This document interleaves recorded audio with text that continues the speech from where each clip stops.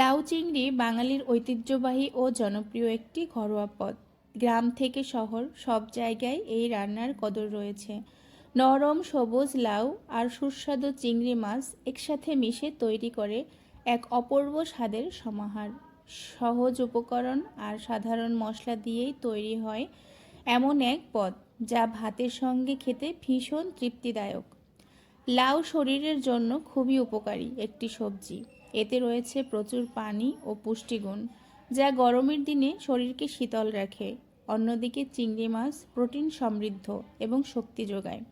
তাই লাউ চিংড়ি শুধু স্বাদেই নয়, পুষ্টিগুণেও ভরপুর। এই রান্নায় সাধারণত পেঁয়াজ, রসুন, মরিচ, কাঁচামরিচ, লবণ, হলুদ ইত্যাদি ব্যবহার করা হয়। তবে আমি আজকে পেঁয়াজ, রসুন কিছুই ব্যবহার করব না।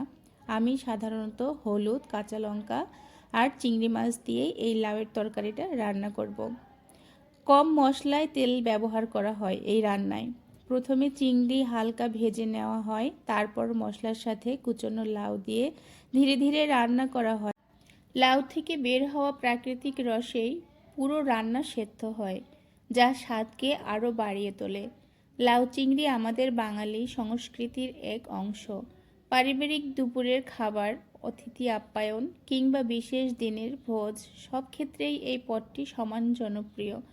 সহজ, পুষ্টিকর ও সুস্বাদু এই রান্না আমাদের ঐতিহ্যের স্বাদকে মনে করিয়ে দেয় বারবার।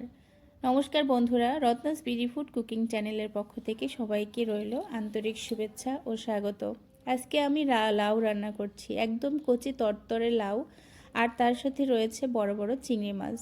অসাধারণ স্বাদের এই রান্নাটা খেতে হবে। তো প্রথমে আমি সব সবজি কেটে বেছে এবারে ধুয়ে নিয়ে রান্নাটা বসিয়ে দিলাম। চিংড়ি মাছগুলো একটু হালকা করে ভেজে নিয়েছিলাম, আর এদিকে কাঁচা লঙ্কা আর ওদিকে ফোড়ন দিয়ে আমি সুন্দর করে লাউটা বসিয়ে দিলাম।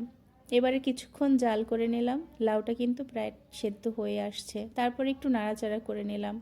নাড়াচাড়া করে এর মধ্যে দিয়ে দিলাম স্বাদ মতো লবণ, আর তার সাথে দিয়ে দিলাম পরিমাণ মতো হলুদের গুঁড়ো। হলুদটা আমি খুবই কমই দেই লাউর তরকারিতে, কারণ হলুদ বেশি দিলে ভালো লাগে না খেতে, আর কালারটাও সুন্দর থাকে না। পরবর্তীতে চিংড়ি মাছ ভেজে রাখাগুলো দিয়ে দিলাম, দিয়ে একটু নাড়াচাড়া করিয়ে নিলাম। এরপরে আমি ফোড়ন করে নিব। লাউতে বেসিক্যালি আমি ফোড়ন দেই রাঁধুনি। চিংড়ি লাউতে রাঁধুনি ফোড়ন দিয়ে রান্না করলে খুব সুন্দর একটা গন্ধ আসে, আর খেতেও কিন্তু দারুণ। বন্ধুরা, আজকের ভিডিওটি তোমাদের কেমন লাগলো অবশ্যই কমেন্ট করে জানিও, আর সাথে থেকেও পাশে থেকেও, সবাই ভালো থেকো।